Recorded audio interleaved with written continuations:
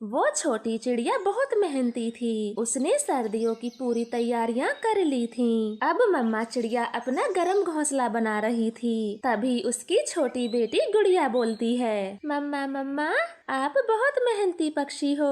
बड़ी होकर मैं भी आपके जैसे ही बनूंगी, आपके जैसा ही काम करूंगी, मेहनत से कभी जी नहीं चुराऊंगी। शाबाश मेरी बेटी, आप तो अभी से अपनी मम्मा पर गई हो। मैंने भी ये सब अपनी माँ से ही सीखा था, लेकिन अभी आप बहुत छोटी हो, इसलिए ये बड़ी बड़ी लकड़ियाँ रख दो, ये काम मैं खुद कर लूंगी। इस तरह से मम्मा बेटी अपना सर्दियों के लिए गर्म घर बना रही थीं। दूर बैठे कौवे उनको देख रहे थे। गौरी, वो छोटी चिड़िया सर्दियों के लिए अपना नया घर बना रही है और हम बैठे बैठे उनको देख रहे हैं। चले हम भी अपना नया घर बना लेते हैं। कैसे कालू? चिड़िया ने पहले सूखी लकड़ियाँ जमा की हैं पहाड़ों से। मुझसे नहीं उड़ा जाएगा दूर दूर तक, नाजुक से तो मेरे पंख हैं। बैठी रहो तो यहीं, जब सर्दी से मरोगी तो भागना चिड़िया के घर में। लेकिन ये याद रखना, चिड़िया भी हमारी मदद नहीं करेगी, क्योंकि पिछली बार ठंड का बहाना बनाकर तुम उसके घर में घुस गई और चिड़िया का पूरा भोजन खा गई थी। आप फिक्र ना करें, मेरे पास एक से एक बढ़ के आइडिया होते हैं। मैं सर्दी से बचने का कोई ना कोई जुगाड़ कर लूंगी। अब जाओ तुम, मेरे लिए मीठा फल तलाश के लाओ, बड़ी भूख लगी है। ऐसे गौरी कौवे कालू कौवे को अपने लिए भोजन लेने भेज देती है। घर बनाने की बात वहीं पर खत्म हो जाती है। दिन गुजरते गए। अब सर्दियों का मौसम शुरू हो गया था। जंगल में हल्की हल्की बर्फ गिरना शुरू हो गई थी। गुड़िया चुप करके अपने गर्म घोंसले में आ जाएं, बाहर बहुत ठंड है, ऐसे में आप बीमार हो जाओगी।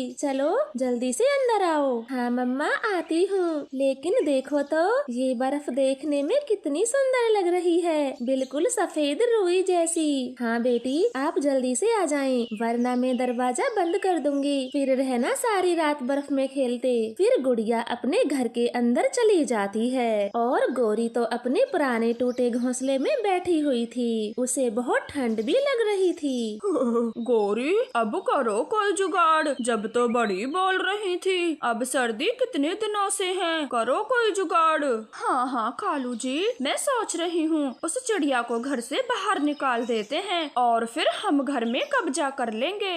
मगर कैसे? चिड़िया पागल नहीं है जो अपना मेहनत से बनाया हुआ घर हमारे लिए छोड़ के चली जाए। बस कालू, कुछ दिनों के लिए चिड़िया और उसकी बेटी को घर से कहीं दूर भेज देते हैं, फिर उसके बाद घर भी हमारा और चिड़िया का जमा किया हुआ भोजन भी। तुम देखो मैं कैसे चिड़िया को भगा के आती हूँ। इतना बोलकर गौरी कौवी उड़ती हुई चिड़िया के घर का दरवाजा खटखटाती है। चिड़िया बहन जल्दी से दरवाजा खोलें। क्या बात है गौरी, तुम मेरे दरवाजे को तोड़ने पर क्यों तुली हो? तुम्हारी माँ बहुत बीमार होगी है इस कड़ी सर्दी में, वो तुमको याद कर रही है और बोला है जल्दी से आ जाएं। मगर गौरी आपको कैसे पता मेरी माँ की तबीयत खराब है? क्या आप हमारे जंगल गई थी? नहीं नहीं, मैं कहीं नहीं गई थी। वो कालू का दोस्त है ना भूरा कौवा, तुम्हारी माँ के घर के पास में रहता है, तो उसी ने बताया है। अब जल्दी जाओ, कहीं वो अपनी बेटी को याद करते करते मर ही न जाए। भोली चिड़िया को गौरी की बातों पर यकीन हो जाता है। वो अपनी बेटी को लेकर अपनी मम्मा के घर के लिए रवाना होती है। चलो चलो कालू जी, जल्दी चलो। वो छोटी बेवकूफ चिड़िया चली गई। फिर वो दोनों कौवे चिड़िया के घर का ताला तोड़ देते हैं और आराम से रहने लगते हैं। सुबह हो जाती है। चिड़िया बहन दरवाजा खोलो, मैं लूसी कबूतरी हूँ। लूसी बहन, अब यहाँ चिड़िया नहीं रहती, उसकी माँ की तबीयत बहुत खराब होगी, इलाज के लिए पैसे नहीं थे उसके पास, तो चिड़िया ने अपना घर हमें बेच दिया। अच्छा तो ये बात है, अब मैं चलती हूँ, आगे से नहीं आऊंगी। अरे लूसी बहन, अब आई हो तो कोई काम जरूर होगा चिड़िया से, मुझे बता दो, हम भी तुम्हारे पड़ोसी हैं। अब वो मेरा मन आज गरम गरम बाजरे के दाने खाने का था, वही मांगने आई थी चिड़िया से। बाजरे के दाने वो तो मेरे पास भी है, कालू लाया था। रुको रुको, मैं अभी देती हूँ, आखिर हम भी तुम्हारे पड़ोसी हैं। अब ऐसे गौरी कौवी मम्मा चिड़िया के जमा किए भोजन से एक कटोरी बाजरा के दाने लूसी कबूतरी को दे देती है। लूसी खुशी खुशी वहाँ से चली जाती है। गौरी, आपने ये क्या किया? उस लूसी को कटोरी भर के दाने क्यों दिए? कालू, देखा नहीं आपने लूसी कितनी खुश होकर गई है। अब फ्री का घर पाने के लिए कुछ तो साथ दिखाना होगा, तभी सब हमारी बातों पर यकीन करेंगे। ठीक कहा गौरी, ठीक कहा, वो चिड़िया भी किसी दिन आती ही होगी। माँ, अब आपकी तबीयत कैसी है? मुझे क्या होगा, मैं तो ठीक हूँ, पर इतनी सर्दी में तू परेशान क्यों हुई? कोई बात नहीं माँ, अब हम आगे हैं, आपकी खूब देखभाल करेंगे। आपको जो भी चाहिए मुझसे कहो, मैं ला कर दूंगी। इस तरह से रानो 2-3 दिन अपनी मम्मा के घर में ही रुक जाती है। इधर कौवों ने भी चिड़िया के घर को अपना बना लिया था। फिर एक शाम रानो चिड़िया अपने घर आती है। मम्मा, हम तो ताला लगा कर गए थे, हमारा ताला कौन ले गया? किसी चोर ने चुरा लिया होगा। अब चलें घर के अंदर, पता नहीं वो चोर ना जाने क्या क्या चुरा के ले गया होगा। फिर दोनों माँ बेटी घर के अंदर चली जाती हैं। वो कालू और गौरी को देखकर चौंक जाती हैं। वो दोनों उनके घोंसले में आराम से बैठे थे। कालू, गौरी, तुम दोनों ने मेरे घर का ताला तोड़ा और मुझसे झूठ भी बोला। मेरी माँ की तबीयत एकदम ठीक है, अब मैं आ गई हूँ, बाहर निकलो मेरे घर से। छोटी चिड़िया, होश में तो हो ना, आपने ये घर हमें कब का बेच दिया है, भर भर के दाम दिए हैं मैंने। अब चल तू भाग मेरे घर से। गौरी, ये कैसी बातें करती हो? भला मैं अपना घर तुम्हें क्यों बेचूंगी? मुझे सर्दी में मरना थोड़े है। चलो मेरे घर को जल्दी से खाली करो, वरना मैं शोर मचाऊंगी। ऐसे दोनों में बहस होने लगती है। उन दोनों की बातें सुनकर पड़ोसी पक्षी अपने घरों से बाहर आते हैं। क्या बात है, आप दोनों ऐसे क्यों लड़ रहे हो? कबूतर भैया, इन्होंने मुझे अपने ही घर से बाहर निकाल दिया और अब बोल रहे हैं मैं यहाँ से चली जाऊँ। कालू, गौरी, चिड़िया एकदम सच बोल रही है, ये उसी का घर है। कबूतर, पहले पूरी बात को सुन लो। हाँ, ये घर चिड़िया ने ही बनाया था, लेकिन कुछ दिन पहले चिड़िया हमें ये घर बेचकर अपनी माँ के घर चली गई थी। मेरा यकीन नहीं है तो पूछ लो, ये अब तक कहाँ थी? हाँ दोस्तों, पूछो इस चिड़िया से, ये अब तक कहाँ थी। यकीन नहीं है तो अपनी पत्नी लूसी से पूछो। हाँ कबूतर जी, ये दोनों सच बोल रहे हैं, ये काफी दिन से इसी घर में हैं, मैंने देखा है। छे चिड़िया बहन, आपने घर को पहले बेच दिया और अब हथियाना चाहती हो, लेकिन कान खोल के सुन लो, अब ये घर कालू गौरी का है। चिड़िया, अब ये घर इन दोनों का है, चुप करके चले जाएं। ऐसे वो सब पक्षी अपने अपने घरों को चले जाते हैं। बेचारी चिड़िया तो ठंड के मौसम में बेघर हो जाती है, उसकी कोई बात नहीं सुनना चाहता था। चुप हो जाओ मम्मा, चुप हो जाओ, हम दूसरा घर बना लेंगे, आप रोए ना। बेटी गुड़िया, अब तो सूखी लकड़ी भी नहीं मिलेंगी, मैं घर कहाँ से बना पाऊंगी, अब तो सर्दी में ही जीना होगा। ऐसे बोलते हुए मम्मा चिड़िया अपनी बेटी को साथ लेकर जंगल से दूर निकल जाती है। वो उड़ते हुए एक सूखे ऊंचे पेड़ पर बैठ जाती है। मम्मा वो देखें, अब हम सर्दी में नहीं मरेंगे, इस सर्दी में हमें अपना घर मिल गया। कहाँ गुड़िया, मुझे तो कोई घर नहीं दिख रहा, आप किस घर की बात कर रही हो? मम्मा, वो ट्रेन का डब्बा काफी दिनों से वहीं रुका है, हम उसी में सुकून से रह सकते हैं, वहाँ पर कोई भी आता जाता नहीं है। फिर दोनों माँ बेटी उस ट्रेन के डिब्बे में चली जाती हैं। वो ट्रेन को ही अपने घर की तरह सजा लेती हैं और वहीं पर रहने लगती हैं। एक रात सब पक्षी अपने घरों में सोए हुए थे। उन्हें क्या पता था भयानक बारिश और तूफान आने वाला है। चारों तरफ तेज बारिश और ठंड का माहौल था। कालू, मुझे बहुत डर लग रहा है, ऐसी झमाझम बारिश मैंने कभी नहीं देखी, वो भी इस मौसम में। गौरी ने इतना बोला ही था, तभी तेज बारिश में उनका घर टूट जाता है। वो बड़ी मुश्किल से अपनी जान बचाते हैं। पूरा जंगल पानी में डूब चुका था। वो सभी पक्षी बड़े बड़े पेड़ों पर जमा हुए थे। पक्षियों, हमें जल्दी ही कोई सूखा स्थान खोजना होगा, वरना हम इस बारिश और ठंड में मर जाएंगे। लेकिन कहाँ, पूरा जंगल तो डूब गया है, तबाही तबाही मची है चारों तरफ। दोस्तों, सब एक साथ रहना, हमें जंगल से बाहर निकलना होगा। फिर वो सब पक्षी भी जंगल से बाहर निकल जाते हैं। बारिश जोरों से पड़ रही थी। चिड़िया को वो सब बारिश में उड़ते हुए दिख जाते हैं। वो तुरंत ही सबको अपने ट्रेन घर में बुला लेती है। चिड़िया बहन, आपका बहुत बहुत शुक्रिया जो हमें अपने ट्रेन घर में बुला लिया, वरना आज आज हम सब पर कहर बीतता। कोई बात नहीं मिट्ठू तोते, आप सब मौसम साफ होने तक यहीं पर रुक सकते हो। मेरे पास भोजन भी जमा है, कोई भी भूखा नहीं मरेगा। चिड़िया की ऐसी बातें सुनकर कालू गौरी तो शर्म से मरे जा रहे थे। चिड़िया, हमें माफ कर दो, तुम्हारा दिल कितना बड़ा है, सब भूल जाती हो। हमने झूठ बोलकर आपका घर छीना, हम बहुत शर्मिंदा हैं, प्लीज हमें माफ कर दें। कोई बात नहीं गौरी, मगर आगे से कभी भी किसी के साथ ऐसा ना करना जैसा मेरे साथ किया। इस तरह से वो सब जंगल सूखने तक उसी ट्रेन घर में खुशी खुशी रहने लगते हैं। 2 दिन बाद कालू के बेटे जग्गू का जन्मदिन था।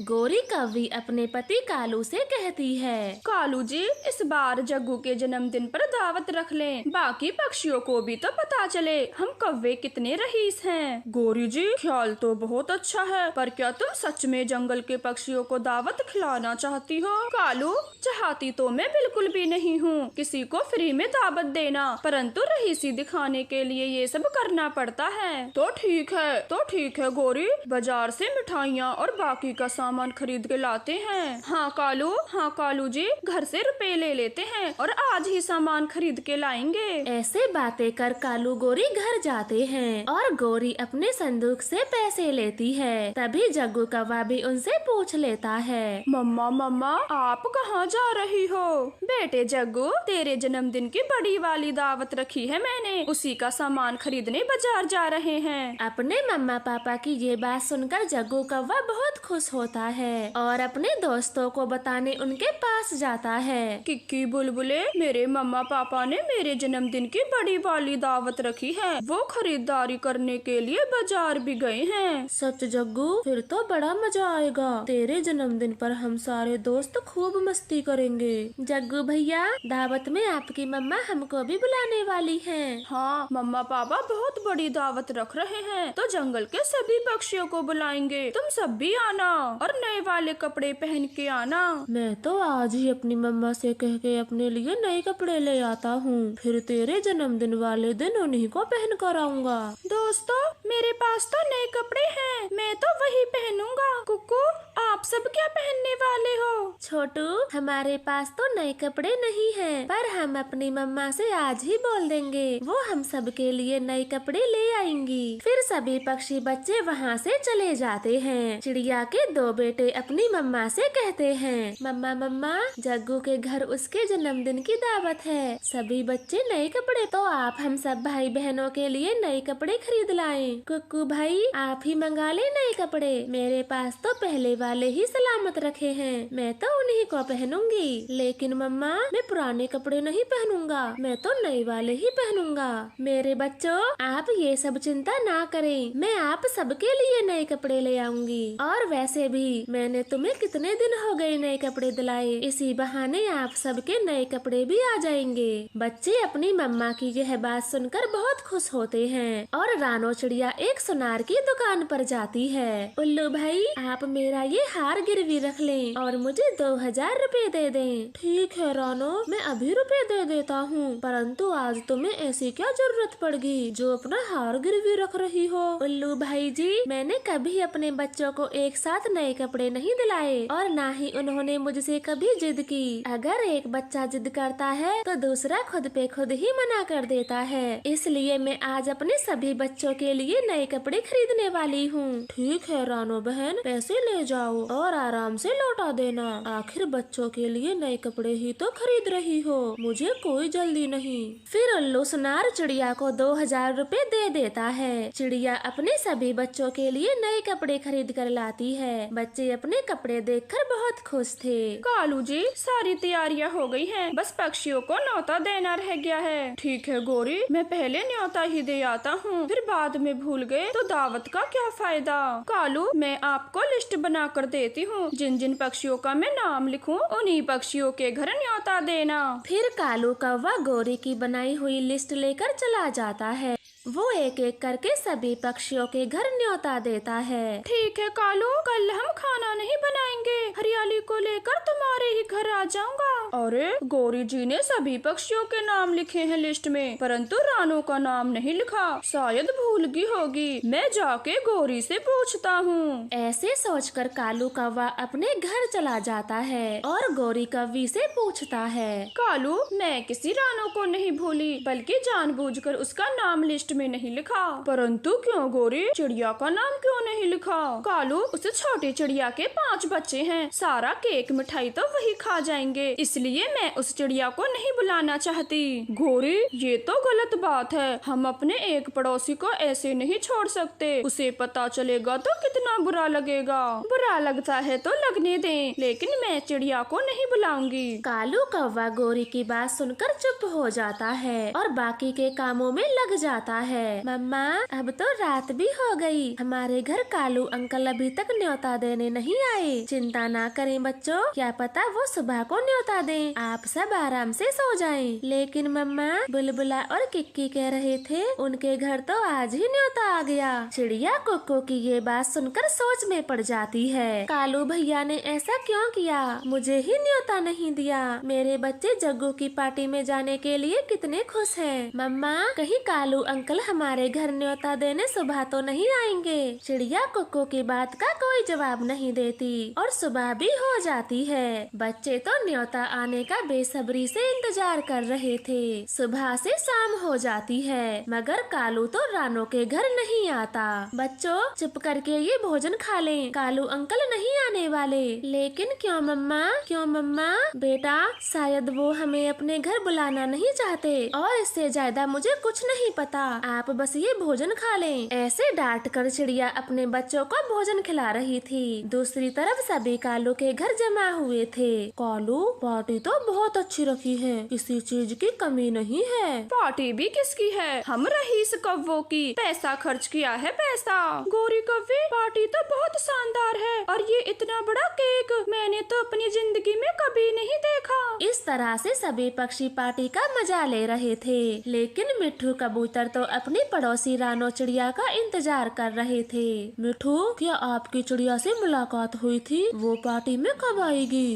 नहीं कबूतर, मैं तो सीधा यहीं आया हूँ, मेरी कोई बात नहीं हुई चिड़िया से। इस तरह से वो दोनों दरवाजे पर नजर रखे हुए थे। तभी कालू कौवा उनसे कहता है, मिट्ठू कबूतर, यहाँ क्यों खड़े हो? चलो डांस करो, फिर उसके बाद केक काटेंगे। हाँ हाँ कालू, क्यों नहीं, लेकिन हम चिड़िया को देख रहे थे, वो अभी तक नहीं आई। कबूतर, चिड़िया का इंतजार करना छोड़ दो, हमने चिड़िया को न्योता नहीं दिया। परंतु क्यों गौरी, चिड़िया को न्योता क्यों नहीं दिया?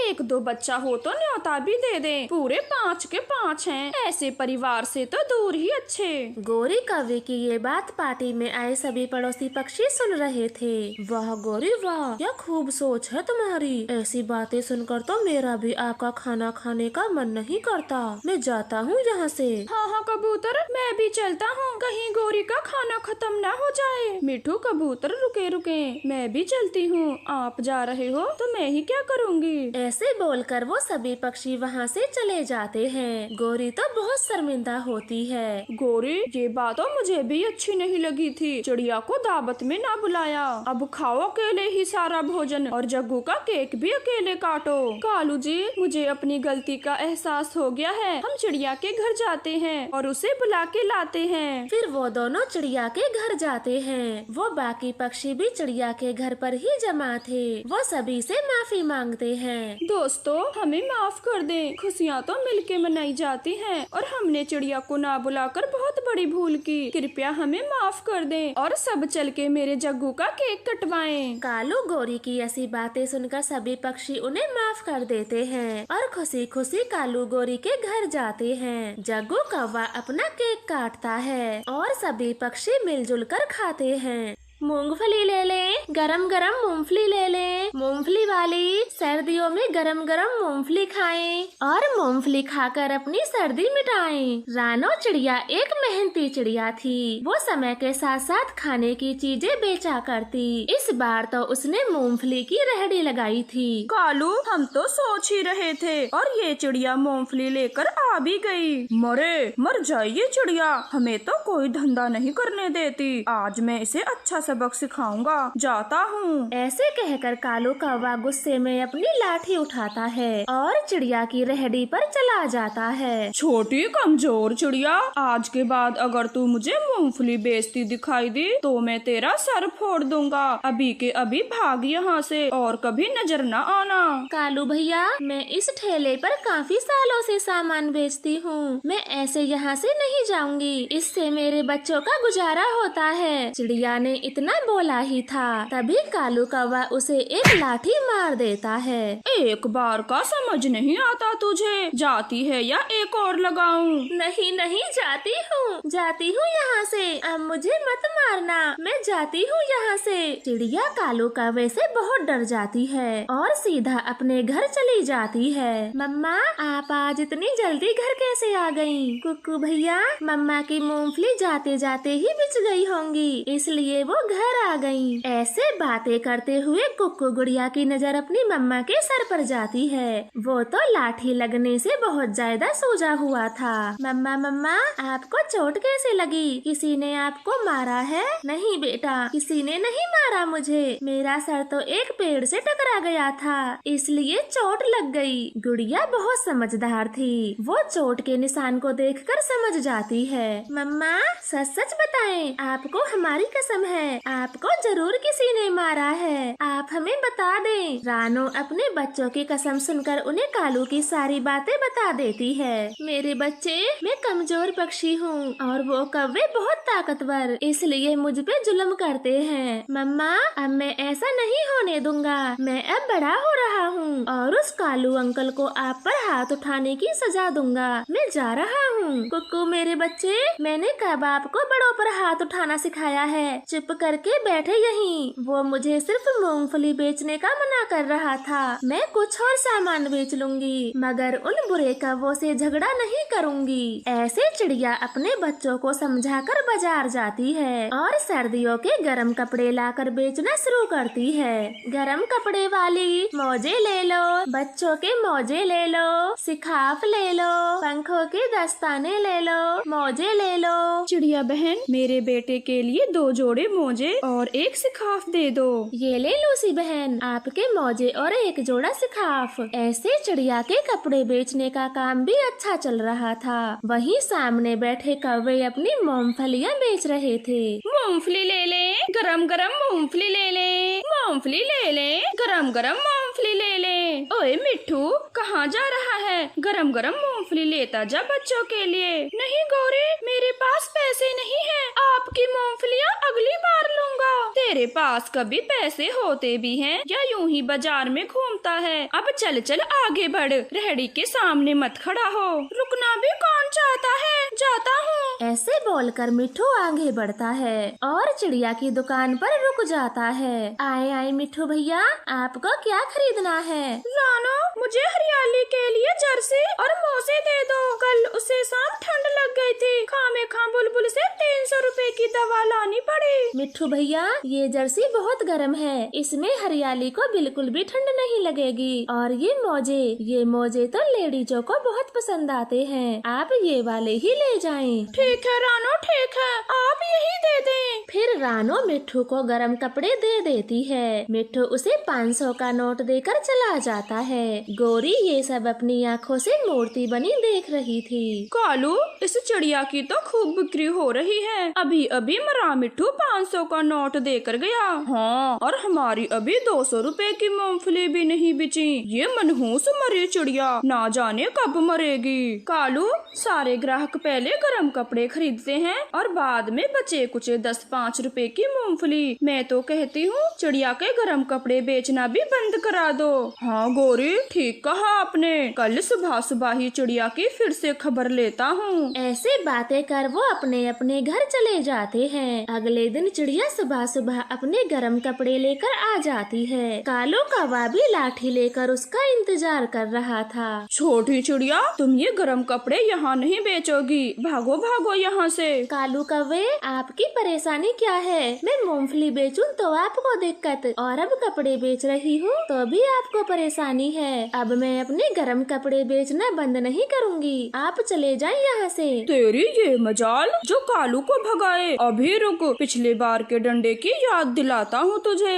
फिर कालू कौवा फिर से रानो चिड़िया पर वार करता है। वो तो लाठी मारे जा रहा था। रानो रोते हुए वहाँ से अपने कपड़े लेकर चली जाती है और दोनों कौवे खुशी खुशी अपनी मूंगफली बेचने आ जाते हैं। मम्मा, आपको उस बुरे कालू अंकल ने फिर से मारा। आप इतना जुल्म क्यों सहती हो मेरे बच्ची? और हम कर भी क्या सकते हैं? मुझे उस कालू कौवे से बहुत डर लगता है। लाठी से मारता है वो। दोनों बच्चे अपनी मम्मा की हालत पर बहुत दुखी थे और कालू कौवे को सबक सिखाने की योजना बनाते हैं और रात होते ही कालू के घर के बाहर छुप जाते हैं। गुड़िया बहन, घबराना मत, बस ये याद रखना वो बुरे कौवे हमारी मम्मा को मारते हैं और जोर जोर से लाठी चलाते जाना। मैं भी खूब पिटाई करूँगा आज उनकी। ऐसे दोनों बच्चे गुस्से में पेड़ पर छुपे बैठे थे। कालू गोरी रात होते ही अपने घर आते हैं। अभी गुड़िया कुक्कू उन पर हमला करते हैं। वो उन्हें खूब मार लगाते हैं। आखिर अपनी मम्मा का बदला जो ले रहे थे। गुड़िया, मारे इतना मारे ये दोबारा से हमारी मम्मा को मारना भूल जाएं। कुक्कू भैया, आप भी मत छोड़ना ही है। ये हमारी मम्मा को बहुत रुलाते हैं। कुक्कू गुड़िया, रुक जाओ। आज के बाद मैं तुम्हारी मम्मा को कभी नहीं मारूंगा। प्लीज मत मारो। गुड़िया बेटी, मैं आपकी आंटी हूँ, मुझे क्यों मार रही हो? और मैंने थोड़ी ना आपकी मम्मा को मारा है और आज के बाद इस कालू को भी नहीं मारने दूंगी। तुम दोनों रुक जाओ। ऐसे दोनों बच्चे गहरी सांस लेते हैं और रुक जाते हैं। कालू गोरी तो बुरी तरह से घायल हो चुके थे। कालू अंकल, आज के बाद हमारी मम्मा को कभी मत मारना। जब हमारी मम्मा रोती है हमें बहुत बुरा लगता है। हमारी मम्मा बहुत अच्छी है, कभी किसी को दुख नहीं पहुंचाती और आप उन्हें बेवजह मारते हो। ठीक है चिड़िया के बच्चे, अब तुम जवान हो गए हो। मैं तुम्हारी मम्मा को कभी नहीं मारूंगा। हाँ बच्चों, हम कभी उसे सामान बेचने से भी नहीं रोकेंगे। अब हमें माफ कर दें और जाएं यहाँ से। ऐसे दोनों बच्चे अपने घर चले जाते हैं। कालू गोरी तो मार खाकर बहुत डर गए थे।